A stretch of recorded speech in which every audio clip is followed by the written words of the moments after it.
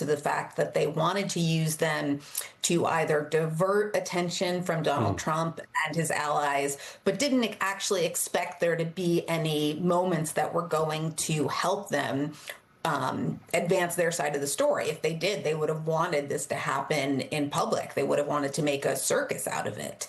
I also think we have to say that Bill Clinton's statement about how he never knew, I believe him maybe that he never saw anything going on, but he said, it's testament, something to the effect of it's testament to how well Epstein hid his crimes. He didn't hide them that well. There was a reason that back when Bill Clinton was jetting around with Epstein, they called the plane the Lolita Express. And so, even though I'm sure some of your viewers are Bill Clinton fans, I don't think that we should take everything he said here at face value.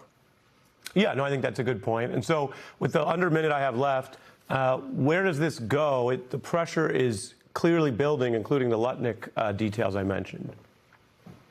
Well, yeah, I think the Lutnick, the pressure is going to continue to build on Lutnick again, because he was caught red-handed in a lie. Whatever his relationship was or wasn't with Epstein, he told this elaborate lie about cutting ties with him that we now know was blatantly untrue.